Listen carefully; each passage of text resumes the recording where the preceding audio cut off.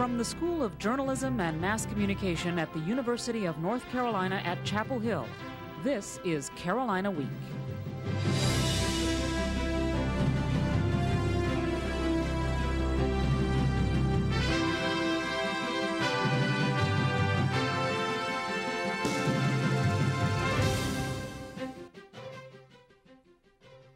Good evening. Thanks for joining us for the September 29th edition of Carolina Week. I'm Amanda Eiler. And I'm Amanda Yarusi. Tonight, our top story. With the popularity of the internet, online cheating is a growing problem in campuses across the nation. It's easy to get a paper online ready to turn in. But Carolina Week reporter Andrea McAfee reminds us plagiarism can be a ticket right out of school.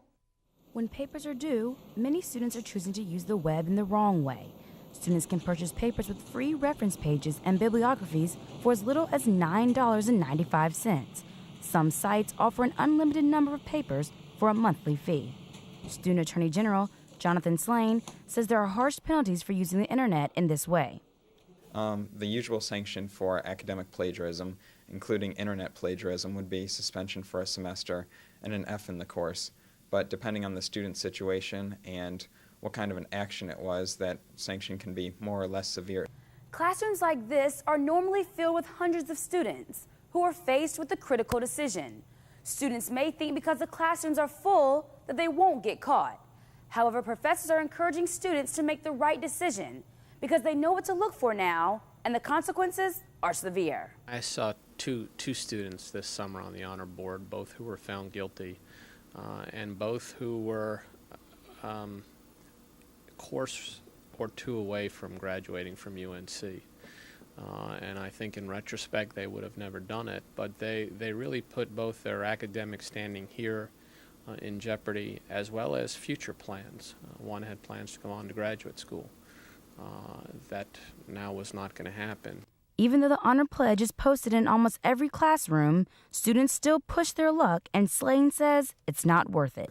Worst case scenario, take a 0. It's much better to take a 0 on one assignment than to put your whole academic future in jeopardy. 58% of the honor court cases in the past school year were related to academic cheating. With the current emphasis on honor, the chances of getting caught are greater than ever. In Chapel Hill, I'm Andrea McAfee, Carolina Week. There are several software programs designed to help professors determine that papers have been lifted from websites or other sources. After 7 months of work, the university committee charged with finding a new vice chancellor for student affairs is starting over.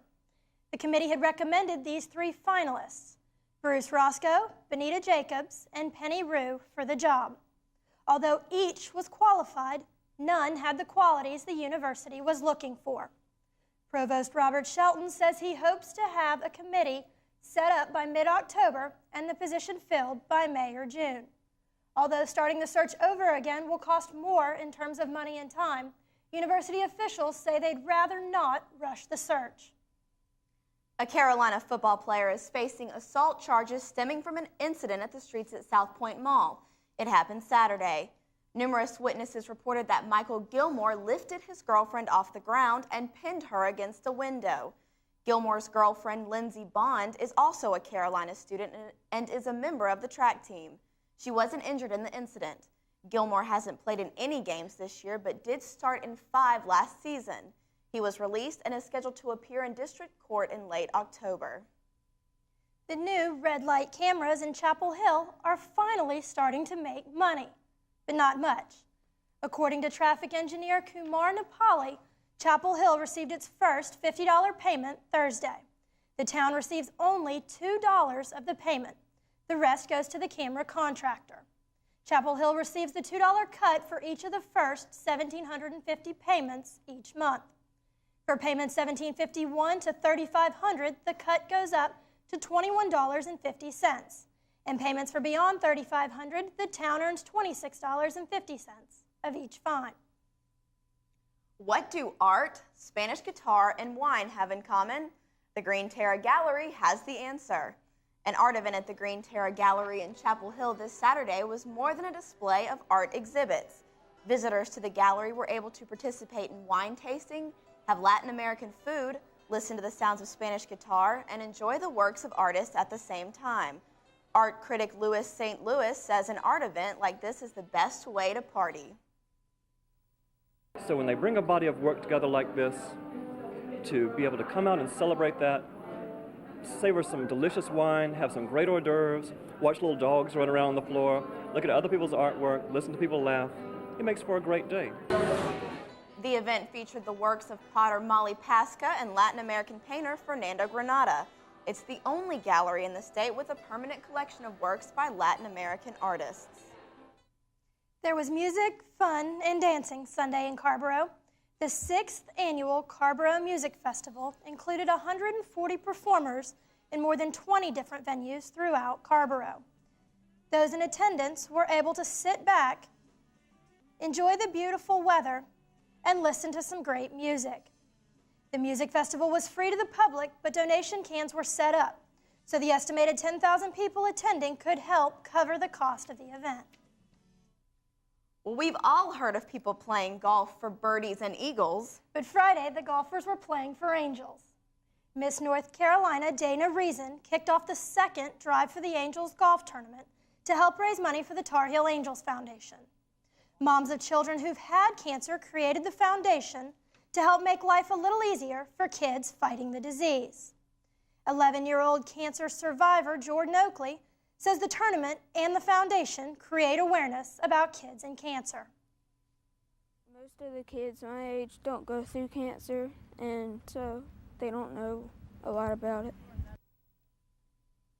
Organizers say the tournament should raise about $10,000 for Jordan and other angels just like him. So, you know, golf, the idea is to get the lowest score possible, but someone should tell our football team it's the high score that wins the games. Had a few problems this weekend, Chris. You know, they've been scoring, but they've been letting their opponent score too much. We'll get to that, too, when we come back with Carolina Week Sports. But first, let's get to our trivia question. How many Carolina women's soccer players are currently on the U.S. World Cup team? 3, 4, 5, or 6? We're talking former and current players. So we'll have the answer when we return.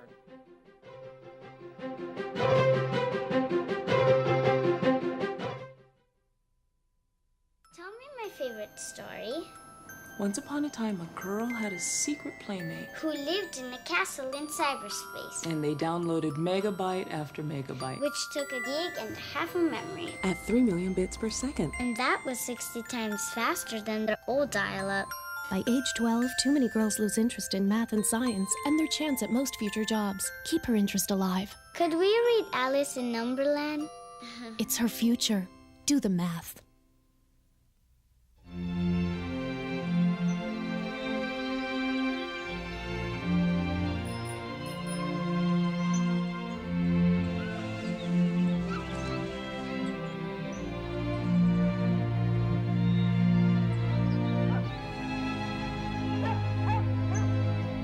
La evasión racial es ilegal. Si usted piensa haber sido una víctima, llame al National Fair Housing Alliance. Contestaremos su llamada en 24 horas y lo ayudaremos a tomar medidas.